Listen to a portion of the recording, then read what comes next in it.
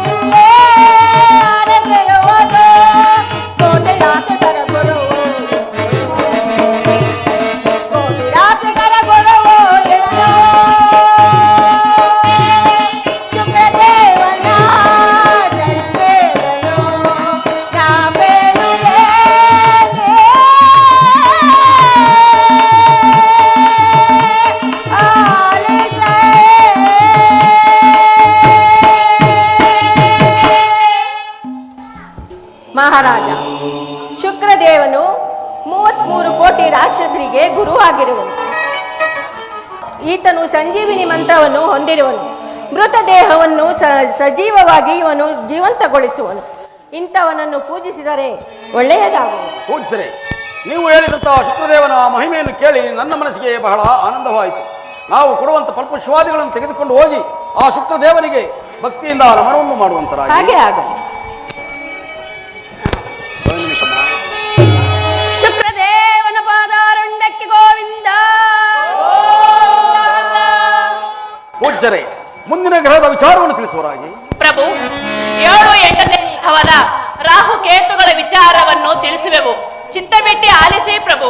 ಆಗಬಹುದು ಪೂಜ್ಯರೇ.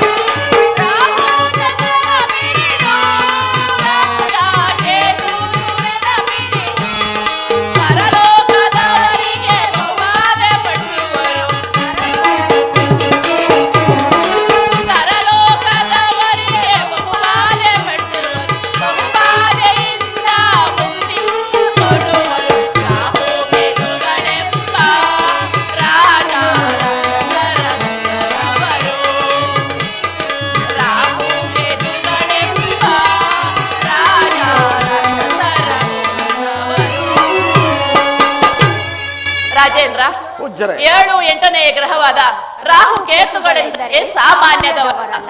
ಒಂದು ಗ್ರಹದಿಂದ 2 ಗ್ರಹಗಳಾದವು. ವರ್ಷಕ್ಕೊಂದು ಸಾರಿ ಸೂರ್ಯ ಚಂದ್ರರನ್ನೇ ಗ್ರಹಣದ ರೂಪದಲ್ಲಿ ಪಿಡಿಯುವರು. ಇವರ ವಾಸ ಹುಣಸೆ ಮರ ಹಾಗೂ ಪಾಳು ಚಾವಡಿ. ಇವರು ರಾಕ್ಷಸ ಸಿಂಹಿಕೆಯ ಮಕ್ಕಳುಗಳು. ಇಂತಹ ಗ್ರಹಗಳಿಗೆ ಉರುಳಿ ಬುದ್ದು ಗರ್ಕೆ ದರ್ಬೆಯನ್ನಿಟ್ಟು ಫಲ ಪುಷ್ಪಗಳಿಂದ ಭಕ್ತಿಯಿಂದ ಪೂಜಿಸಿ ರಾಜೇಂದ್ರ. ಪೂಜ್ಯರೇ, ನೀವು ಹೇಳಿದಂತಹ 7, 8ನೇ ಗ್ರಹದ ವಿಚಾರವನ್ನು ಕೇಳಿ ನನ್ನ ಮನಸ್ಸಿಗೆ ಬಹಳ ಆನಂದವಾಯಿತು. ನಾವು ಕೊಡುವಂತಹ ಈ ಫಲಪುಷ್ಪಾದಿಗಳನ್ನು ತೆಗೆದುಕೊಂಡು ಹೋಗಿ ಆ 2 ಗ್ರಹಗಳಿಗೂ ಭಕ್ತಿಯಿಂದ ನಮನವನ್ನು ಮಾಡುವಂತರಾಗಿ. ಹಾಗೆ ಆಗಲಿ ಪ್ರಭು. ರಾಹು ಕೇತುಗಳ ಪಾದಾರಣ್ಯಕ್ಕೆ ಗೋವಿಂದ ಗೋವಿಂದ. ಪೂಜ್ಯರೇ, 7, 8ನೇ ಗ್ರಹದ ವಿಚಾರವನ್ನು ಕೇಳಿ ನನ್ನ ಮನಸ್ಸಿಗೆ ಬಹಳ ಆನಂದವಾಯಿತು. ಇನ್ನು ಉಳಿದಿರುವ 9ನೇ ಗ್ರಹದ ವಿಚಾರವನ್ನು ಕೇಳಬೇಕೆಂಬುದಕ್ಕೆ ನಿಮ್ಮನ್ನು ಕರೆಸಿರುವೆನು. ಆದ್ದರಿಂದ ಆ 9ನೇ ಗ್ರಹದ ವಿಚಾರವನ್ನು ತಿಳಿಸುವಂತರಾಗಿ. ರಾಜೇಂದ್ರ, ನಾನು ಆ ಶನಿರಾಜನ ವಿಚಾರವನ್ನು ಹೇಳುತ್ತೇನೆ. ಆತನ ವಿಚಾರವನ್ನ ಕೇಳಬೇಕಾದರೆ ತಮ್ಮ ದೃಢವಾದ ಮನಸ್ಸನ್ನ ಶಾಂತ ಚಿತ್ತ ರೂಪದಲ್ಲಿರಿಸಿ ಭಕ್ತಿಯಿಂದ ಆಲಿಸು ರಾಜೇಂದ್ರ. ಹೇಳುವಂತರಾಗಿ ಪೂಜ್ಯರೇ.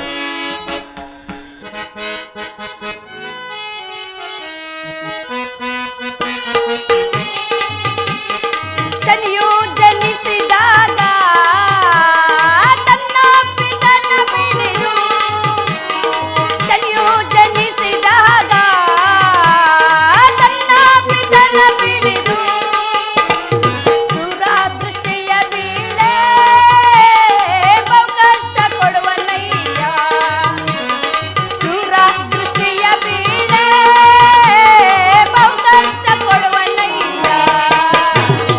ಶನಿಯು ಜನಿಸಿದಾಗ ತನ್ನ ಪಿತನ ಬಿಡಿದು.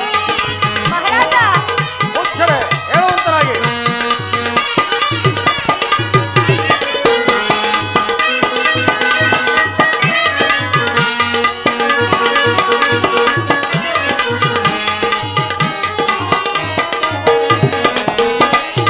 ಅರುಣಾನ್ನ ಕೈ ಕಾಲು ಎಳವಾದವು ರಾಜ.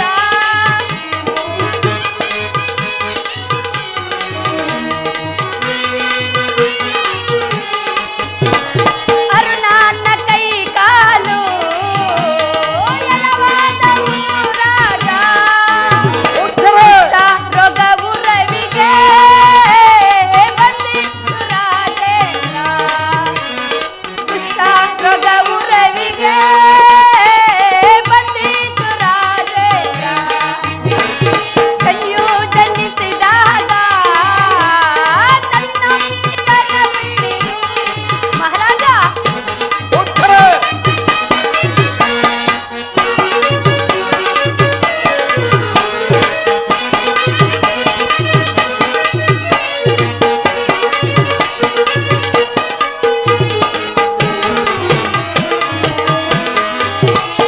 ಅಶ್ವಗಳ ಕಣ್ಣುಗಳು ಇಕ್ಕಿದವು ರಾಜೇಂದ್ರ. ಅಶ್ವಗಳ ಕಣ್ಣುಗಳು ಇಕ್ಕಿದವು ರಾಜೇಂದ್ರ. ಗಗನಾದಿ ಸಂಚರಿಪ ರವಿಗೆ ಕುಷ್ಠರೋಗವು ಬಂದಿತು. ರಾಜೇಂದ್ರ,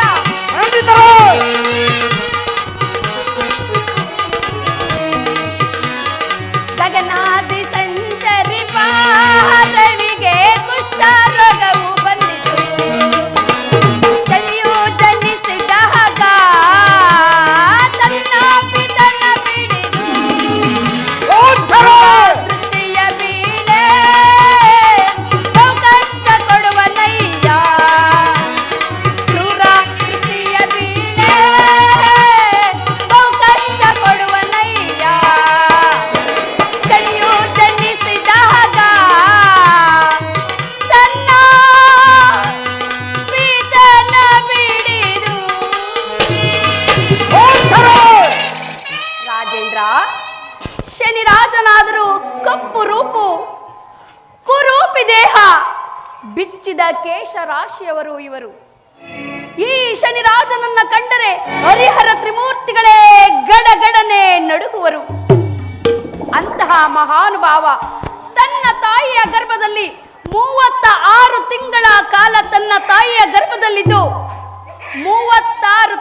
ನಂತರ ತನ್ನ ತಾಯಿಯ ಎಡ ಬೆನ್ನನ್ನ ಸೀಳಿಕೊಂಡು ಮಹಾನುಭಾವ ಜನ್ಮವನ್ನು ರೋಹಿಣಿ ನಕ್ಷತ್ರ ಕೃಷ್ಣ ಪಕ್ಷೆ ಕುಂಭರಾಶಿ ಪಂಚಮಿ ಬುಧವಾರದಂದು ಮಹಾನುಭಾವ ಜನ್ಮವನ್ನೆತ್ತಿದರು ಮಹಾರಾಜ.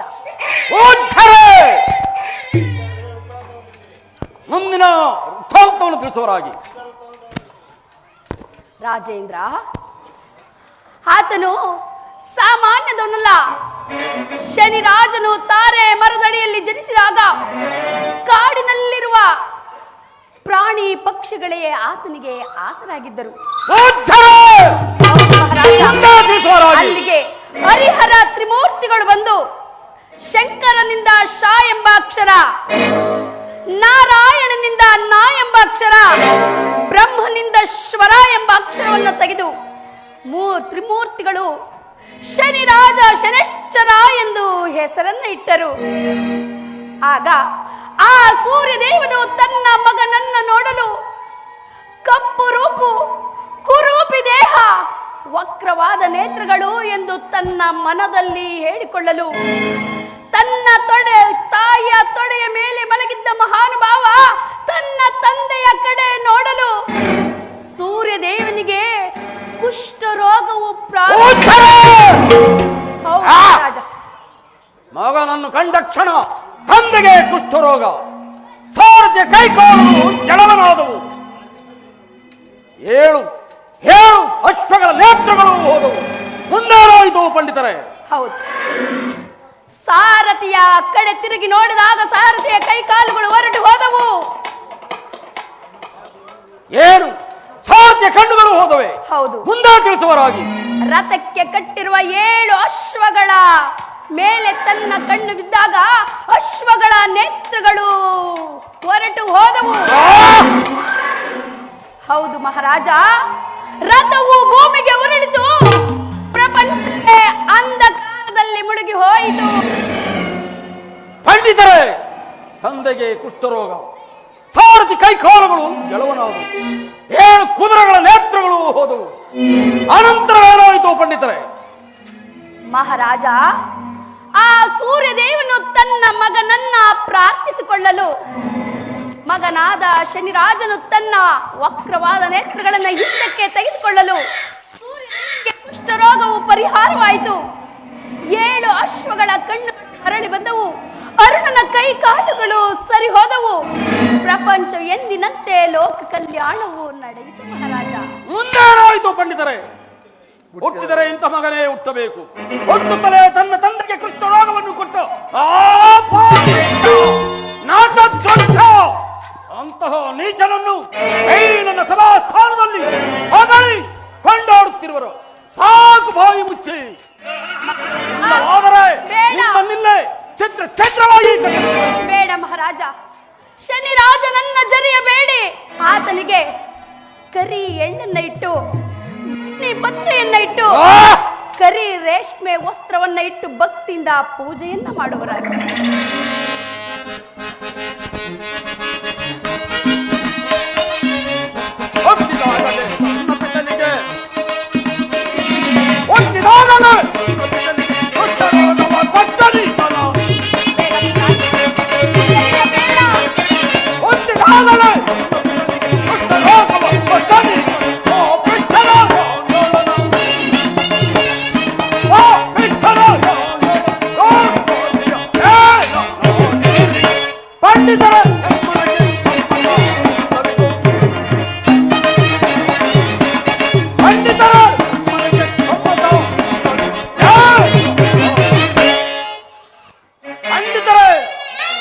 ಹುಟ್ಟಿದರೆ ಇಂಥ ಮಗನೇ ಹುಟ್ಟಬೇಕು.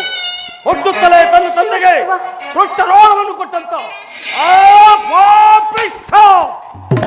ತದೃಷ್ಟ ಅಂತಹ ಮತಿಹೀನನನ್ನು ನನ್ನ ಸಭಾ ಸ್ಥಾನದಲ್ಲಿ ಹೊಗಳಿ ಶ್ರೇಷ್ಠನೆಂದು ಕೊಂಡಾಡುತ್ತಿರುವರ. ಸಾಕು, ಬಾಯಿ ಮುಚ್ಚಿ. ನಾನಾರು ಈ ನನ್ನ ಪವಿತ್ರವಾದ ಕೈಗಳಿಂದ ಆ ಶನಿಯನ್ನು ಪೂಜಿಸುವುದೇ ಸಾಧ್ಯವಿಲ್ಲ. ಶಾಂತಂ ಪಾಪಂ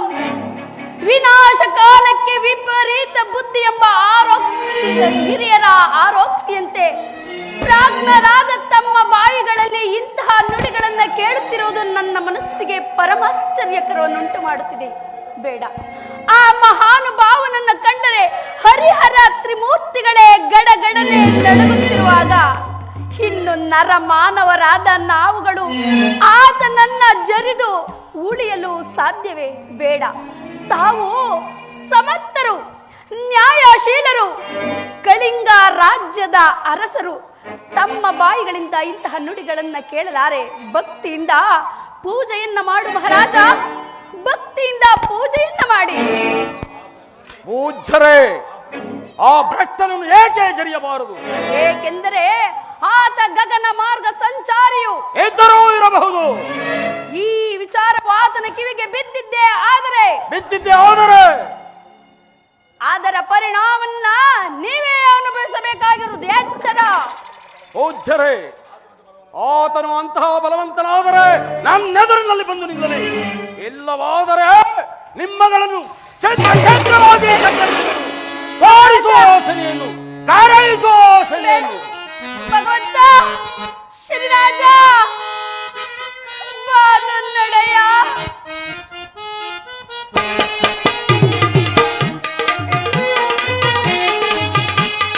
ಬಾರಯ್ಯ ಶನಿರಾಜ, ಬಂಧನವ ಬಿಡಿಸ ದೇವ, ಬಂಧನವ ಬಿಡಿಸ.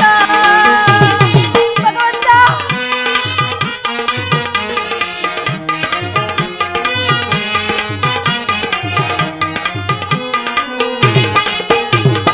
ಬಾರಯ್ಯ ಶನಿರಾಜ, ಬಂಧನವ ಬಿಡಿಸ ದೇವ, ಬಂಧನವ ಬಿಡಿಸ.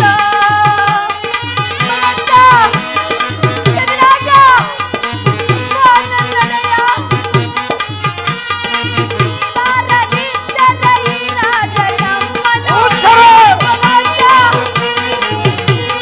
ನೀ ಬಾರದಿದ್ದರೆ ಈ ರಾಜ ನಮ್ಮನು ಶೂಲಕ್ಕೆ ಹಾಕುವನು ದೇವ, ಶೂಲಕ್ಕೆ ಹಾಕುವನು. ಬಾರಯ್ಯ ಶನಿರಾಜ, ಬಂಧನವ ಬಿಡಿಸಯ್ಯ. ಭಗವಂತ, ಬಾರಯ್ಯ ಶನಿರಾಜ, ಬಂಧನವ ಬಿಡಿಸಯ್ಯ. ಬಾರಯ್ಯ ಶನಿರಾಜ, ಬಂಧನವ ಬಿಡಿಸ ದೇವ, ಬಂಧನವ ಬಿಡಿಸ ದೇವ, ಬಂಧನವ ಬಿಡಿಸ. ಬೇಡ. ಗೋವಿಂದವರ್ಮನ ಮಗನಾದ ಕಳಿಂಗಾಧಿಪತಿ ಭಗವಂತ, ಸತ್ಯವನ್ನು ಶನಿರಾಜ. ಸಾಧ್ಯವಿಲ್ಲ.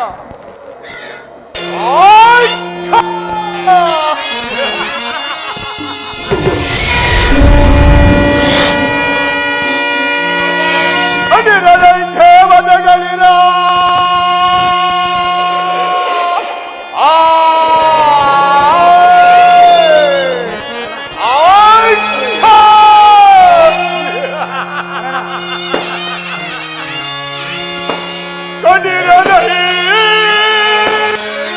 ದೇವತೆಗಳಿರ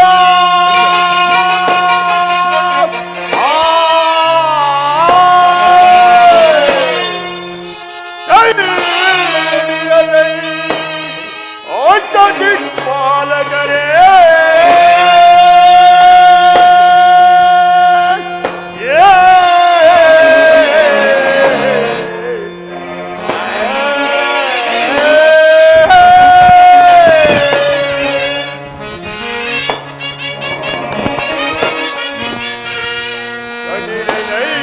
ಸೂರ್ಯ ಚಂದ್ರಾದಿಗಳಿರ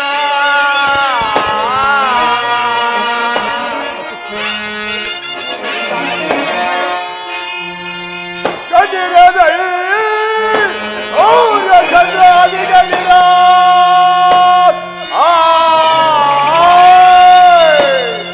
ಈ ಮತಾಂತನಾದ ಸದ್ಗುರತನು ಚರಿದು ನಿಲ್ಲಿಸಿದ ವಚನ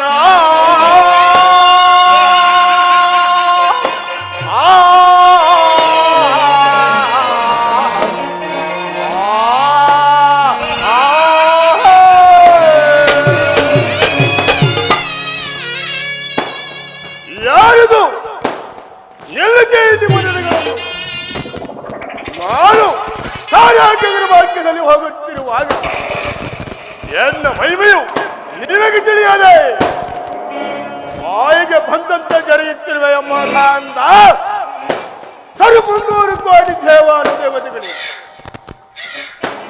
ಆಜ್ಞದ ಪಾಲಕರೇ ಸೂರ್ಯ ಚಂದ್ರಾದಿಗಳೇ ಎಂದು ಆಮದಾಂಧನಾದ ಆಜ್ಞಮರಾಜಿಯನ್ನು ಜಾರಿ ಆತನಿಗೆ ನಾನು ತರತರವಾದ ಕಷ್ಟಗಳನ್ನು ಕೊಟ್ಟು ಮಾಡಿಸಿದೆ ಹೋದರೆ ನಾನು ಶನಿಯೇ, ನಾನು ಸೂರ್ಯಕುಮಾರ ಮಾಧಾಂಧನಾದ ಸತ್ಯರಥ ನನ್ನನ್ನು ಹತ್ಯೆ ಮಾಡಿ ಬರಿ ಮಾಡುತ್ತಿರುವ ದುರಂಕಾರಿ ಇದು ಮಧಾಂಧ. ಈಗಲೇ ತೋರಿಸುವನು ಈ ನನ್ನ ಸದರ್ಶನವನ್ನು ನೋಡು ಮಧಾಂಧ. ಹೌದು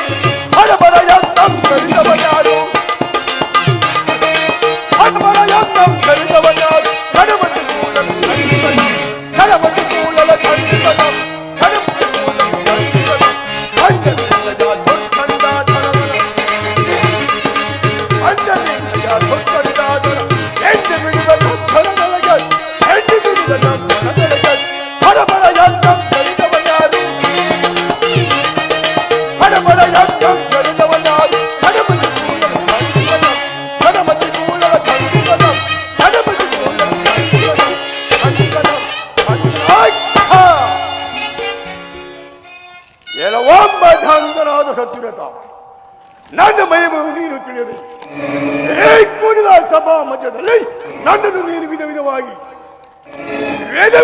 ತಿಳಿಯುವ ಶಕ್ತಿ ಸಾಮರ್ಥ್ಯವು ನಿನ್ನಲ್ಲಿ ಉಂಟಾಯಿತು. ನನ್ನ ಪೂಜಾ ವಿಧಾನವನ್ನು ಎಂದರವರ ಪಂಡಿತಾತ್ಮರು ಎಷ್ಟೇ ವಿಧವಾಗಿ ತಿಳಿಸಿದರು ಅವರ ಮಾತನ್ನು ನಿರಾಕರಿಸಿ ನನ್ನನ್ನು ತಿಳಿದೆ ಮತ ಅಂತ ಇದೆಲ್ಲವೂ ಹಿಂದೆಲ್ಲವ ತಪ್ಪು ದುರಂಕ ಎಲ್ಲದಕ್ಕಿನ ಈ ಆತ್ರೆಯ ಕೊಟ್ಟರು ರಕ್ತ ಖಚಿತವಾದ ಸಿಂಹಾಸನದ ಮದ ಮದಾಂಧದ ಸತ್ಯರಥ ಇದು ಈಗಲೂ ನಿನ್ನ ಅಷ್ಟಮರಾಜ್ಯವನ್ನು ಬಂದು ಸೇರುವಂತ ದುರಂಕಾರಿ ಪರಮಾತ್ಮ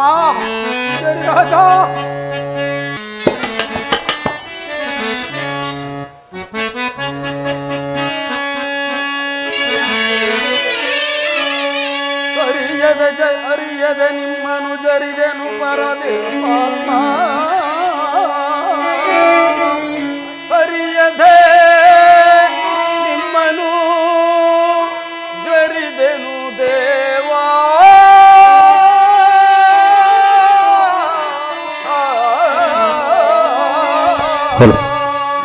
ಪರಮಾತ್ಮ ಆಗಲೇ ದುರಂಕಾರಿ ಕರುಣಿಸು ಜಾಯಾತನಯ ಕರುಣಿಸು ಜಾಯಾತನಯ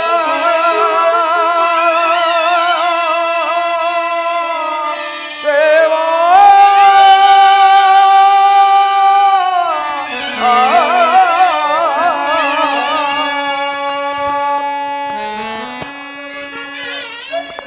ಗರಿದ ಪರಾಧವನು ಮನ್ನಿಸೈ ದೇವಾ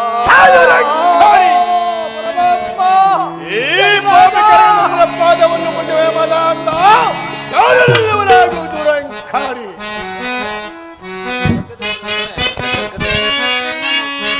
ಹರಿಯದೆ ನಿಮ್ಮನು ಜರಿದ ಪರಾಧವ ಪರಮಾತ್ಮ ಆಗಲೇ ದುರಂಕಾರಿ ಹರಿಯದೆ ಅಪರಾಧವ ಕರುಣಿಸಿ ಕಾಯೋ ಶ್ರೀ ಪರಮಾತ್ಮ ಶರೀರಾಜ ಕರುಣಿಸಿ ಕಾಯೋ ಶ್ರೀ ಶನಿದೇವ ದೇವ ಪಾಮರ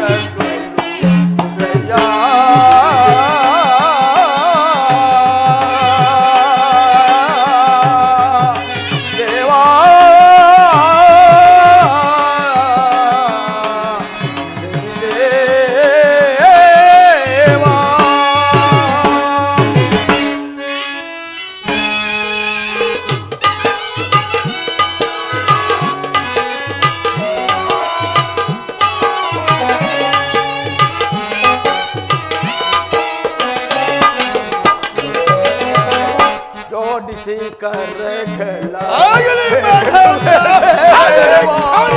ಪರಮಾತ್ಮ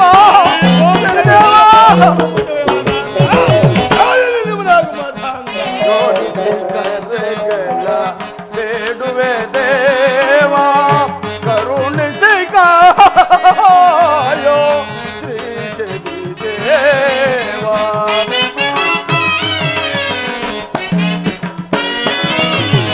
ಕರುಣಿಸಿ ಕಾಯೋ ಶ್ರೀ ಶನಿ ದೇವ ದೇವ ಪಾಮರನು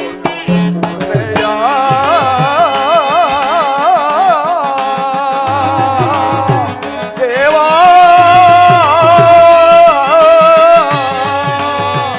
ಶನಿ ದೇವ ಪರಮಾತ್ಮ ನಾನು ನಿನ್ನ ಮಹಿಮೆಯನ್ನು ತಿಳಿಯದೆ ನಾನು ಮಾಡಿದ ಅಪರಾಧವನ್ನು ಕ್ಷಮಿಸಬೇಕೆಂದು ಇದೋ ನಿಮ್ಮ ಪಾದಗಳನ್ನು ಹಿಡಿದು ಬೇಡವನು ಯಾವ ಅಪರಾಧಕ್ಕೆ ನಾನು ನಿನ್ನನ್ನು ಕ್ಷಮಿಸಬೇಕು ಮಾದ ಅಂತ ಹೇಳಲಿ.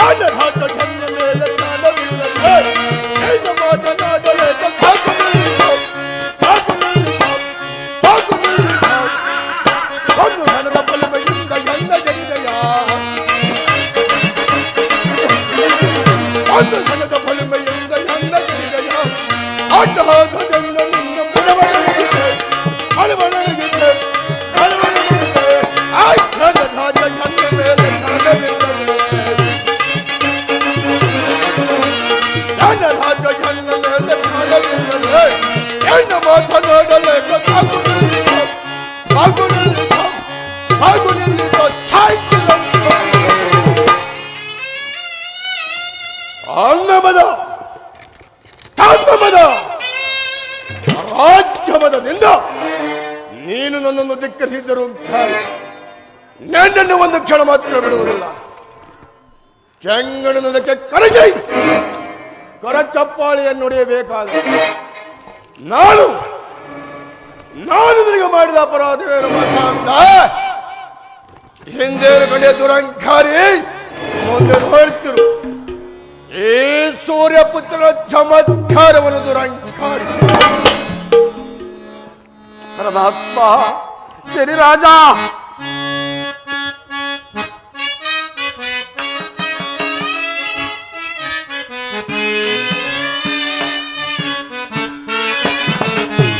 ಆ ಕಣ್ಣೋಟಕ್ಕೆ ಅರಿಕರಾಜರು ಶಿರಬಹುಲೆ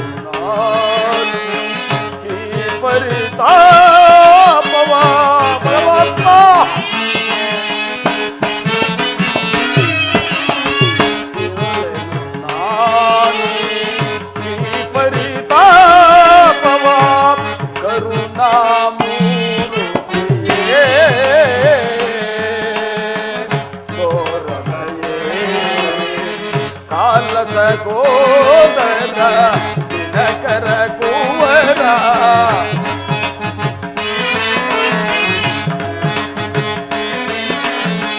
ಕಾಲದ ಗೋದರ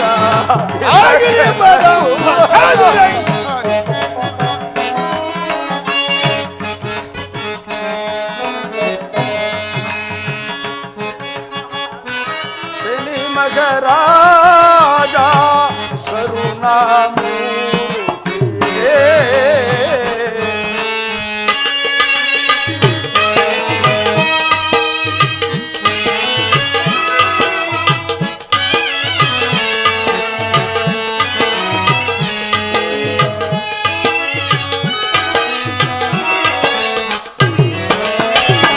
ಓರವಿ ಪುತ್ರ ನಾ ತೃಣ ಮಾತ್ರ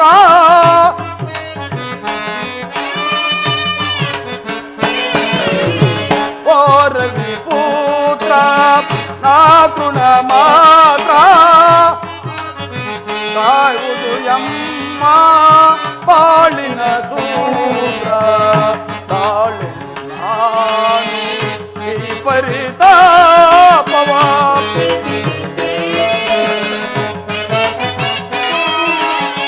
ತಾಳು ನಾನು ಈ ಪರಿತಾಪವ ಕರುಣಾಮೂರ್ತಿಯೇ ದೇವಾ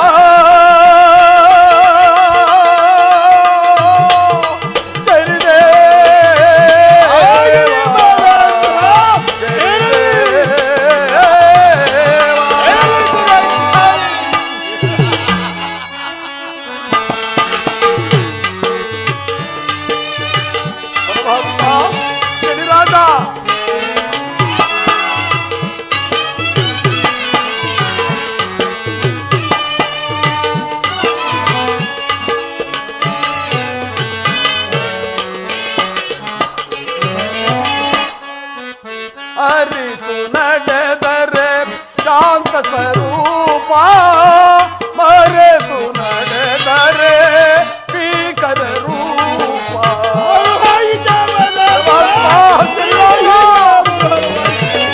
ಅರಿತು ನಡೆದರೆ ಶಾಂತ ಸ್ವರೂಪ ಮರೆತು ನಡೆದರೆ ಭೀಕರ ರೂಪ ತಾಳೆ ಪರಿತಾಪವ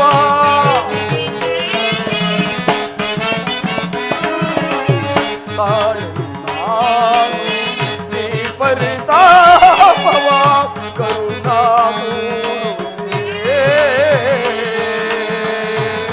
ದೇವಾ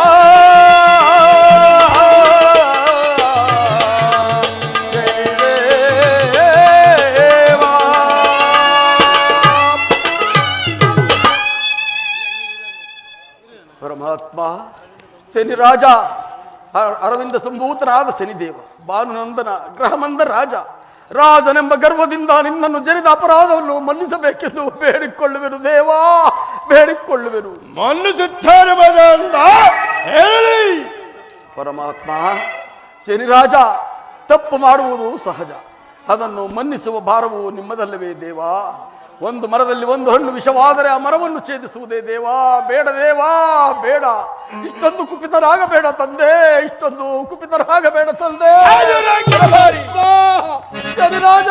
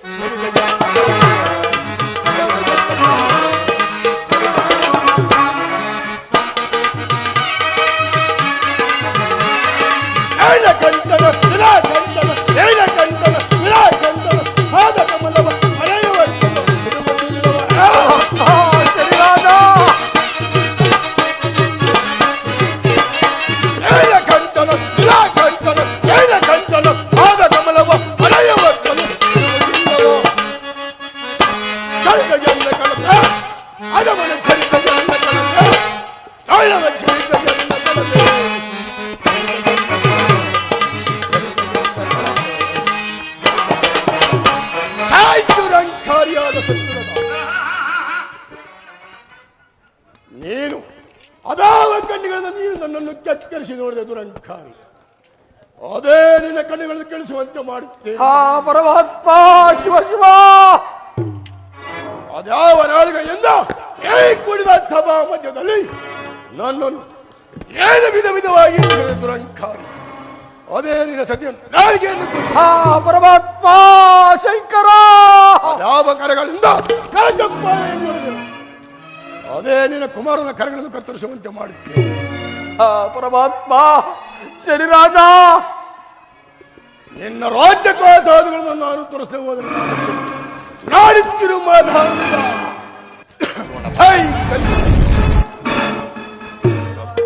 ಶನಿದೇವ ಶನಿದೇವ ನಿಲ್ಲು ದೇವಾ ನಿಲ್ಲು. ಅಯ್ಯೋ ಪರಮಾತ್ಮ, ನನ್ನ ಅಪರಾಧವನ್ನು ಮನ್ನಿಸದೆ ಹೊರಟೆ ಹೋದನಲ್ಲ, ಏನು ಮಾಡಲಿ ಪರಮಾತ್ಮ. ಮಂತ್ರಿ ಮಂತ್ರಿ. ಮಹಾರಾಜ, ನಾನು ಎಷ್ಟು ಹೇಳಿದರು ನನ್ನ ಮಾತನ್ನ ಕೇಳದೆ ಆ ಮಹಾನುಭಾವನನ್ನ ಜರಿದು ಅಪಮಾನಕ್ಕೆ ಗುರಿಯಾಗಿಬಿಟ್ಟಲ್ಲ ಮಹಾರಾಜ. ಮಹಾರಾಜ, ಈಗಲೂ ಕಾಲವು ಮಿಂಚಿ ಹೋಗಿಲ್ಲ ಮಹಾರಾಜ. ಕುಂಭದ ಮೇಲೆ ಕುಂಬಳದ ಹಣ್ಣನ್ನ ಇರಿಸಿ ಅದರ ಮೇಲೆ ಕುದುರೆ ಅಲ್ಲೆಯನ್ನ ಇಟ್ಟು ಅದರ ಮೇಲೆ ಕೆಂಪು ವಸ್ತ್ರವನ್ನ ಇಟ್ಟು ನಾರಿ ಮುತ್ತೈದೆಯರಿಂದ ನವಮಣಿ ಪಂಡಿತರಿಂದ ಧೂಪ ದೀಪಗಳನ್ನ ಬೆಳಗಿಸಿದರೆ ಕೋಪಗೊಂಡ ಶನಿರಾಜ ಒಂದು ಎಳ್ಳಿನ ರಾಶಿಯಲ್ಲಿ ಒಂದು ಎಳ್ಳಿನಷ್ಟಾದರೂ ಕೃಪೆಯನ್ನ ತೋರ್ತಾನೆ. ಪೂಜೆಗೆ ಸಮ್ಮತಿಸು ಮಹಾರಾಜ, ಸಮ್ಮತಿಸು. ಪೂಜ್ಯರೇ, ಕಾಡಿದ್ದ ಕಾಡಾಲಿ ಬೇಡಿದ್ದ ಬಿಡೇನೋ. ಪೂಜ್ಯರೇ, ಕಾಡಿದ್ದ ಕಾಡಾಲಿ ಬೇಡಿದ್ದ ಬಿಡೇನೋ. ಕಾಡಿದ್ದ ಕಾಡಾಲಿ ಬೇಡಿದ್ದ ಬಿಡೇನೋ. ಕಾಡಲಾರೆನು ಒಂದರು ಕಾಲಿ ಕಾಯ್ದರು ಕಾಯಾಲಿ. ಕಾಡಲಾರೆನು ಸರಿಯ ಪೂಜೆ ಕಾಡಲಾರೆನು. ಪಂಡಿತರೇ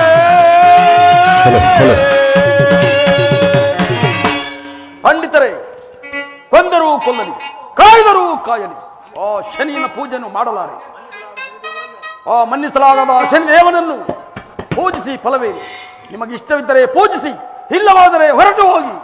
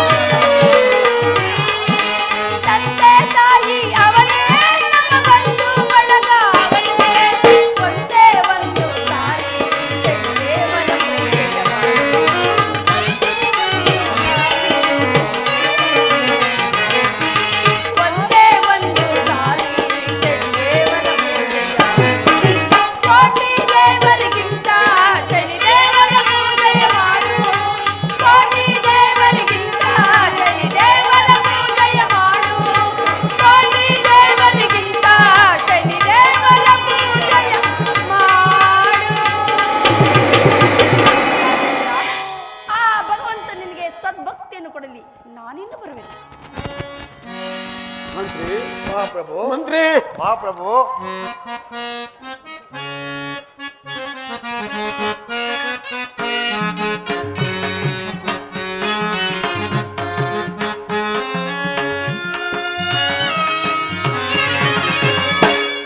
ಏಕೆ ನಾಮ್ ಜರಿದೆ ಅಶಲಿಯ ಏಕೆ ನಿಂದಿಸಿದೆ ಅಗೋರೆಯ ಏಕೆ ನಾಮ್ ಜರಿದೆ ಮಂತ್ರಿ ಮಹಾಪ್ರಭು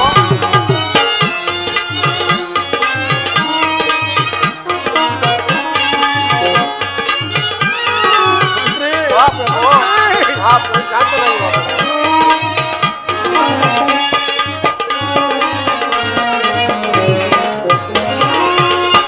ಕೂಡಿದ್ದ ಸಭೆಯೋಳು ಜರಿದಪ್ಪ ಬಾಲಕೀಡಾದೆ ದೇವ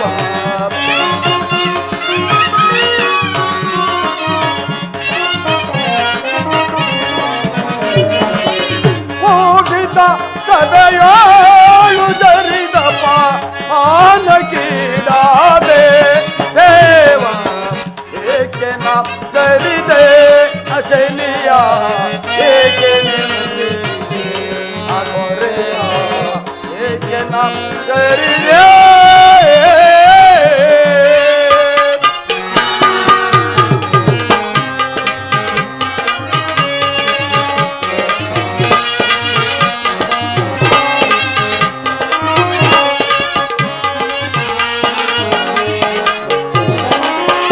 ಜ್ಞಾನವಿಲ್ಲದ ನಿಮ್ಮ ಜರಿದು ಆನಗೀಡಾದೆ ದೇವ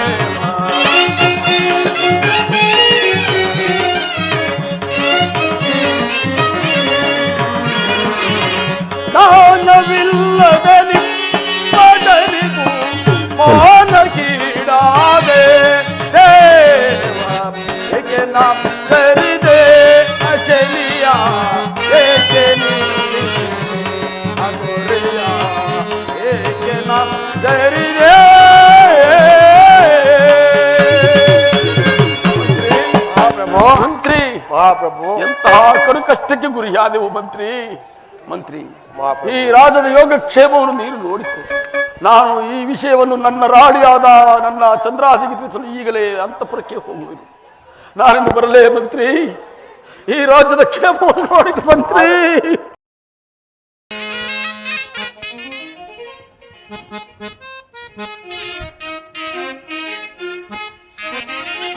ಅಮ್ಮ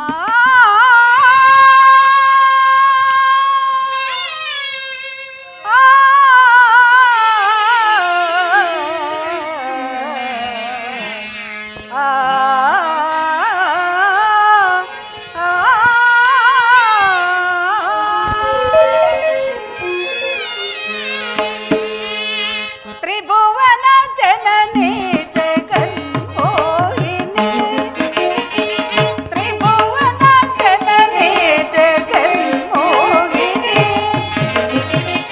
ಅಭಯ ಪ್ರದಾಯಿನಿ ಪಾವನೆ ಪಾಯಿಮ ಅಭಯ ಪ್ರದಾಯಿನಿ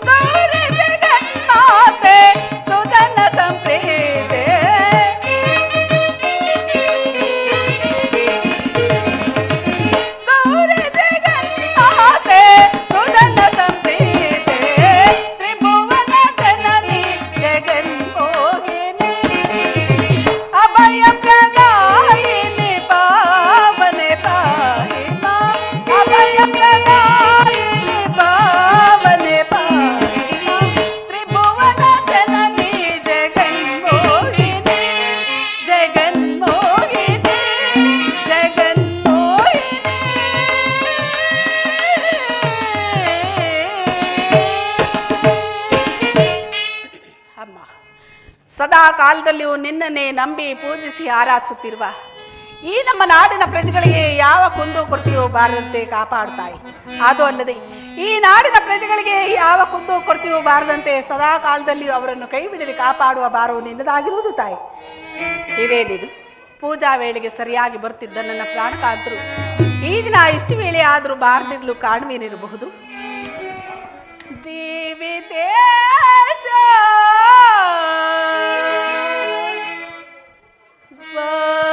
ಬರಲಿಲ್ಲ ಏನು ಕಾರಣ ಹರಿಯನ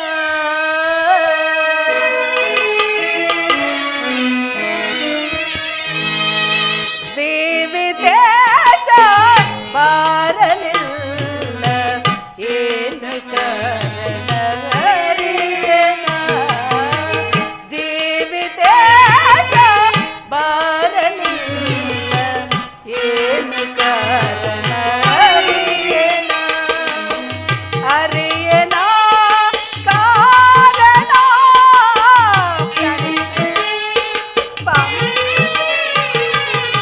ಹರಿಯನ ಕಾರಣ ಮರೆಯನ ಕಾರಣ ಹರಿಯನ ಕಾರಣ ತಿಳಿಯನ ಕಾರಣ ಜೀವಿತೇಶ ಬರಲಿಲ್ಲ ಏನು ಕಾರಣ ತಿಳಿಯನ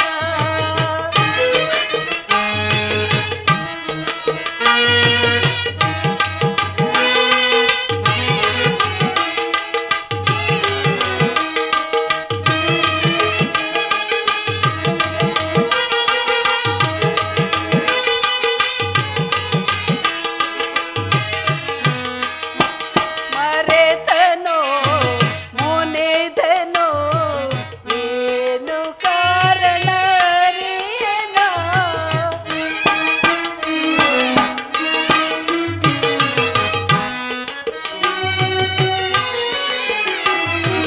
ಮರೆತನೋ ಮುನಿದನೋ ಏನು ಕಾರಣ ಹರಿಯನ ನಿಮ್ಮ ಕಾಣದೆ ಮನವು ಕಾದಿದೆ ನಿಮ್ಮ ಕಾಣದೆ ಮನವು ಕಾದಿದೆ ನೀವು ಇಲ್ಲದೆ ದೇಶವಾಗಿದೆ ನಿಮ್ಮ ಕಾಣದೆ ಮನವು ಕಾದಿದೆ ನೀವು ಇಲ್ಲದೆ ದೇಶವಾಗಿದೆ ಜೀವಿತೇಶ ಬರಲಿಲ್ಲ ಏನು ಕಾರಣ ಹರಿಯನ ಹರಿಯನ ಕಾರಣ ತಿಳಿಯನ ಕಾರಣ ಹರಿಯನ ಕಾರಣ ತಿಳಿಯನ ಕಾರಣ ಜೀವಿತೇಶ ಬರಲಿಲ್ಲ ಏನು ಕಾರಣ ತಿಳಿಯನ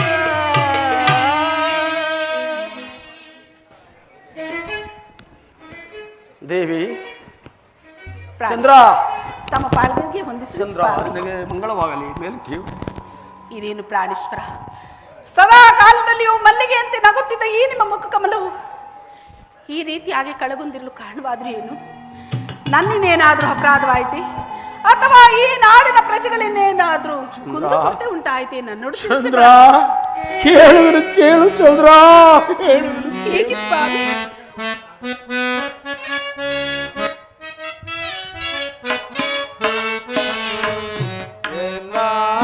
ಕೇಳಲಿ ರಮಣಿ ಮನದ ಚಿಂತೆಯಾದಾನು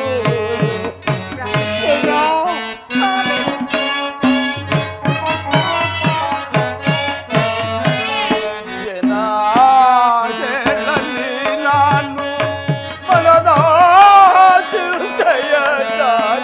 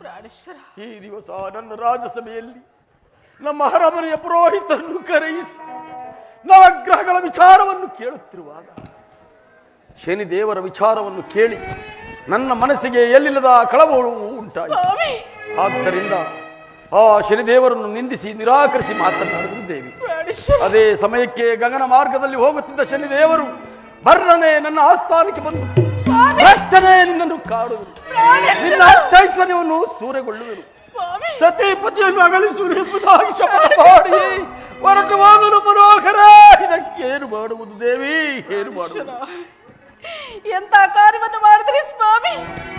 ನಿಮಗೆ ಎತ್ತಕ್ಕೋಸ್ಕರವಾಗಿ ಇಂತಹ ಮಂದ ಬುದ್ಧಿ ಹುಟ್ಟಿದ್ದು ನಾವೇನೆ ಕಾಣಿರಲಿಲ್ಲ. ಮನೋಹರ, ಈಗ ನಮಗಿರುವ ಮಾರ್ಗ ಹೊಂದಿದ್ರಿ ನಮ್ಮ ಕುಲದೈವವಾದ ಶ್ರೀಮನ್ನಾರಾಯಣನನ್ನು ಕುರಿತು ಭಕ್ತಿಯಿಂದ ಪೂಜಿಸಿ ಆರಾಧಿಸಿದ್ರಿ. ನಮಗೆ ಬಂದಿರುವ ಕಷ್ಟವನ್ನು ಸ್ವಲ್ಪವಾದ್ರೂ ಪರಿಗಣಿಸಿ ಕಾಪಾಡುವರು. ಬನ್ನಿ ಸ್ವಾಮಿ. ಕಷ್ಟ ಕಾಲಕ್ಕೆ ಒಳ್ಳೆಯ ಸಲಹೆಯನ್ನೇ ಇತ್ತಿರುವೆ. ಬಾ, ನಮ್ಮ ಕುಲದೇವನಾದ ಶ್ರೀಮನ್ನಾರಾಯಣನನ್ನು ಪೂಜಿಸೋಣ. ಬಾ ದೇವಿ, ಪೂಜಾ ಸಾಮಗ್ರಿಗಳನ್ನು ಸಿದ್ಧಪಡಿಸು. ನಡೀರಿ ಸ್ವಾಮಿ.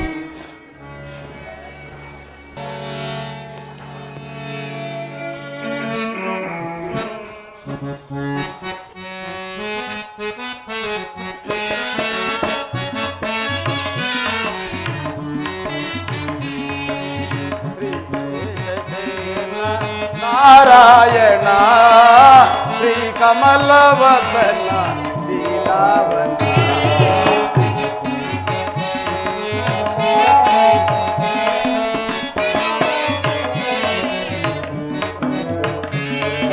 ಶ್ರೀ ಶೇಷಶಯನ ನಾರಾಯಣ ಶ್ರೀ ಕಮಲವದನ ದೀನಾವನ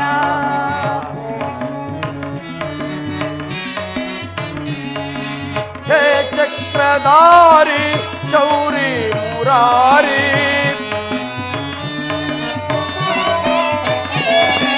ಹೇ ಚಕ್ರಧಾರಿ ಶೌರಿ ಮುರಾರಿ, ನೀನಿಲ್ಲದಿರಲು ಬೇರಿಲ್ಲ ದಾರಿ,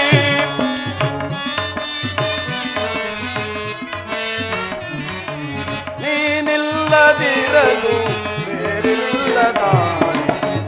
ಶೇಷಶಯನ ನಾರಾಯಣ ಶ್ರೀ ಕಮಲವದನ ದೀನಾವನ ಅವನ ನಾರಾಯಣ ನಾರಾಯಣ ನಮ್ಮ ನಾರಾಯಣ.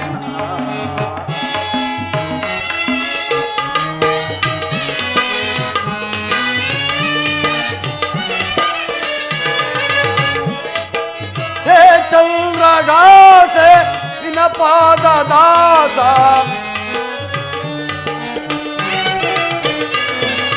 ಹೇ ಚಂದ್ರಗಾಸ ನಿನ್ನ ಪಾದ ದಾಸ, ನೀನಿಲ್ಲದಿರಲು ಬೇರಿಲ್ಲ ವಾಸ,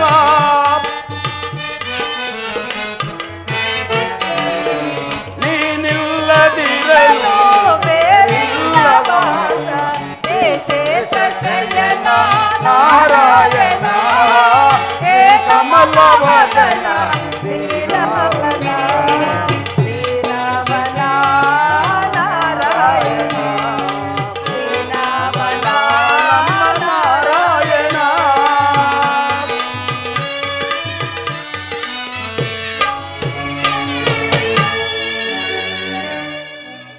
ಪರಮಾತ್ಮ, ಆಪತ್ ಬಾಂಧವ ಅನಾಥ ರಕ್ಷಕ, ಕಾಪಾಡು ತಂದೆ, ಕಾಪಾಡು.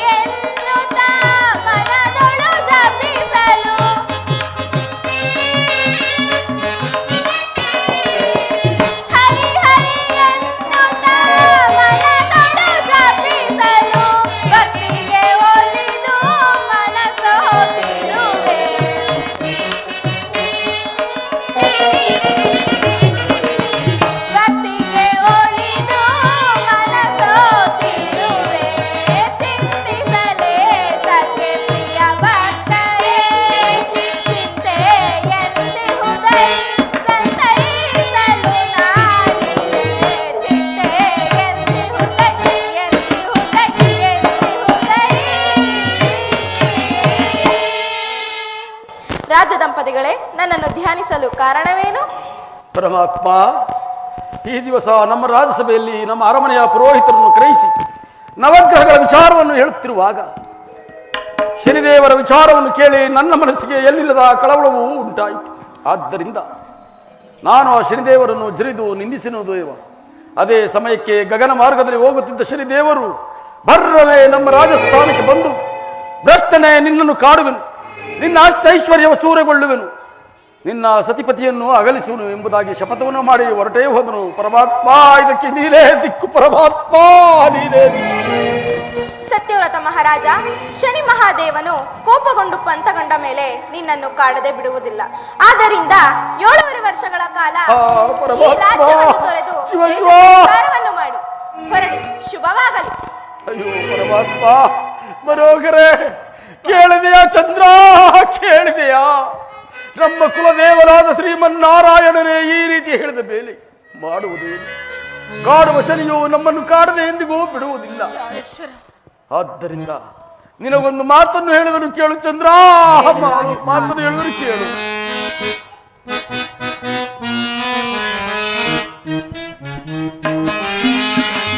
ಜನಕನ ಪುರಗೆ ವಿನಯದಿ ಸಾಗೆ,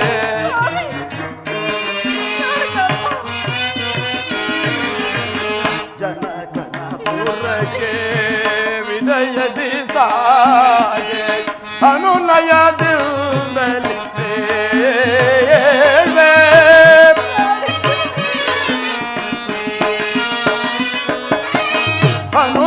ಅನುನಯದಿಂದಲೇ ಬೇಡ ಬೇಡ ಸೈರಿ ರಮಣಿ,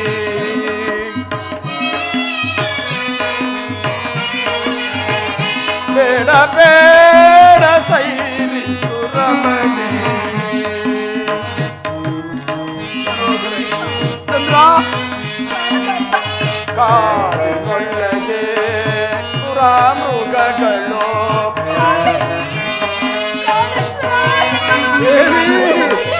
ಕಾಡಿನೊಳಗೆ ಮೃಗಗಳು ಕೇಡನು ಮಾಡುವವು ಕೇಳೆ,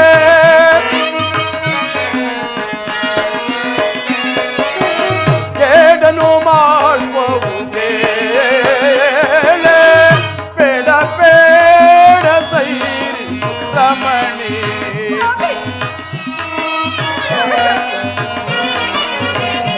ಬೇಡ ಬೇಡ ಸೈರಿ ರಮಣಿ.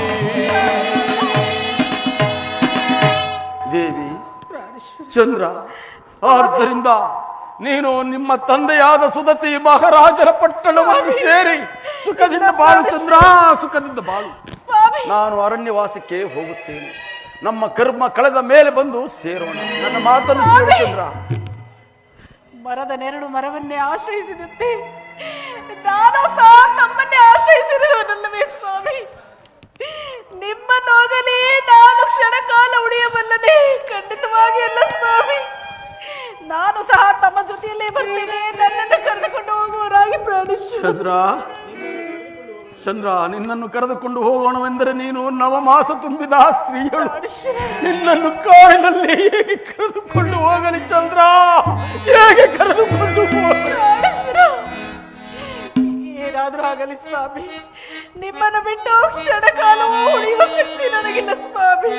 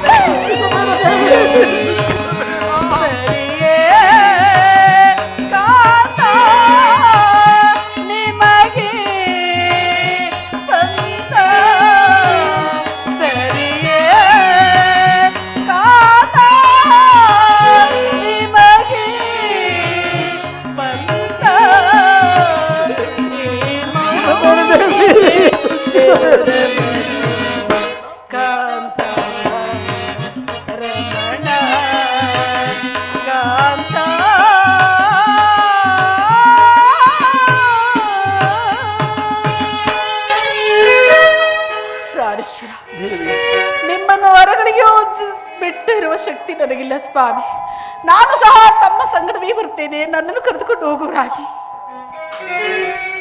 ಚಂದ್ರ, ನಾನು ಎಷ್ಟು ವಿಧವಾಗಿ ಹೇಳಿದರೂ ನನ್ನ ಮಾತನ್ನು ನಿರಾಕರಿಸಿ ನೀನು ನನ್ನೊಡನೆ ಬರುವೆನೆಂದು ಹೇಳಿದರೆ ನಾನೇನು ಮಾಡಲಿ? ನಾನು ಅರಮನೆಗೆ ಹೋಗಿ ನಮ್ಮ ಸವಾರಿಗೆ ತಕ್ಕ ಒಂದು ಕುದುರೆಯನ್ನು ಹಿಡಿದುಕೊಂಡು ಬರುತ್ತೇನೆ. ನೀನು ಅರಮನೆಗೆ ಹೋಗಿ ನಮಗೆ ಕಷ್ಟ ಕಾಲಕ್ಕೆ ಬೇಕಾದ ಚಿನ್ನಾಭರಣಗಳನ್ನು ತೆಗೆದುಕೊಂಡು ಬರುವಳಾಗಿ. ಅರ್ಧ ರಾತ್ರಿ ಸಮಯದಲ್ಲಿ ಈ ರಾಜ್ಯದ ಪ್ರಜೆಗಳಿಗೆ ಗೋಚರವಿಲ್ಲದಂತೆ ಎಲ್ಲಿಯಾದರೂ ಕಾಡಿಗಾದರೂ ಹೋಗೋಣ ಚಂದ್ರ, ಕಾಡಿಗಾದರೂ ಸ್ವಾಮಿ.